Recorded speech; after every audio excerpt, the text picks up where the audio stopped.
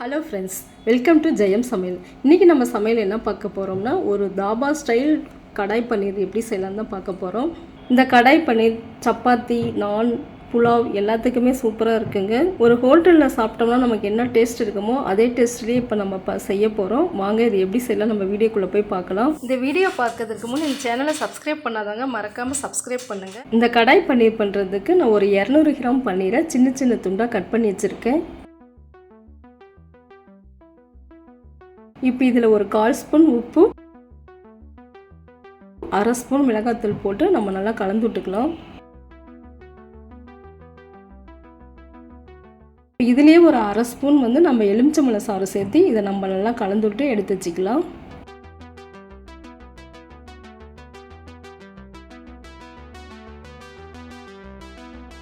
இப்போ அடுப்பில் ஒரு கடாய் வச்சுருக்கேன். அது ஒரு 2 ஸ்பூன் நம்ம எண்ணெய் சேர்த்திக்கலாம். எண்ணெய் காஞ்சதும் ஒரு குடமிளகாயை நான் சின்ன சின்ன பீஸாக கட் பண்ணி வச்சுருக்கேன். அதையும் இதில் போட்டுக்கலாம். இது ஒரு 50% அளவுக்கு நமக்கு வெந்தால் போதும். இந்த அளவுக்கு வெந்ததும் நம்ம இதை எடுத்துக்கலாம்.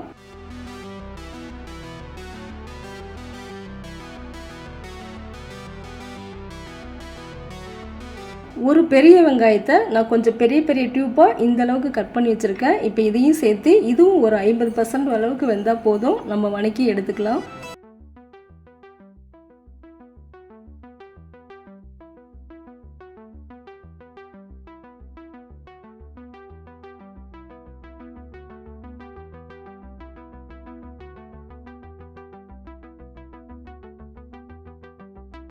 இப்போ நம்ம வச்சுருக்கிற பன்னீரையும் இதில் சேர்த்திக்கலாம்.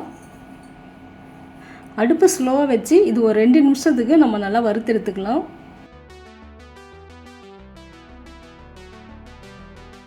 இந்த அளவுக்கு வறுத்ததும் நம்ம எடுத்துக்கலாம்.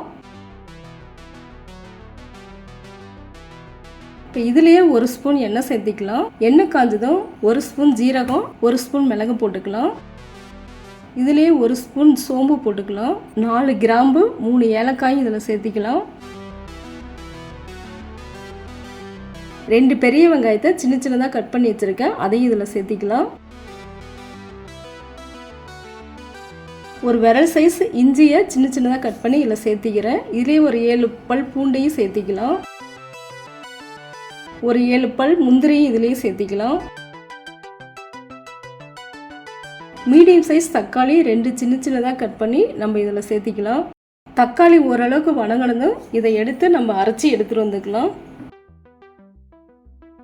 இப்போ நம்ம இந்த அரைச்ச விழுதோட ஒரு 1/4 ஸ்பூன் மஞ்சத்தூள், கலருக்கோசரம் நான் 1 ஸ்பூன் ரெட் சில்லி பவுடர் போட்டிருக்கேன். இதையும் நம்ம நல்லா பேஸ்ட்டாக அரைச்சி எடுத்துக்கலாம். இப்போ இந்த கடாய் பன்னீர் செய்கிறதுக்கு மறுபடியும் நான் அடுப்பில் கடாய் வச்சுருக்கேன். அதில் ஒரு 2 ஸ்பூன் எண்ணெய் ஊற்றிக்கிறேன். எண்ணெய் காஞ்சதை ஒரு பட்டை அதிலே சேர்த்திக்கலாம். இப்போ நம்ம அரைச்சி வச்சுருக்கிற விழுதையும் அதிலே சேர்த்தி கொஞ்சமாக தண்ணி ஊற்றி இதை நல்லா கொதிக்க விடலாம். இப்போ இந்த குழம்புக்கு தேவையான அளவுக்கு உப்பு போட்டுக்கலாம். இது ஒரு 5 நிமிஷம் நல்லா கொதிக்கட்டும். நம்ம ஏற்கனவே வணக்கி தான் அரைச்சிருக்கோம், அதனால் கொஞ்ச நேரம் கொதிச்சா இது போதும். இப்போ நான் 1 ஸ்பூன் கஸ்தூரி மேத்தியை அதிலே சேர்த்திக்கிறேன்.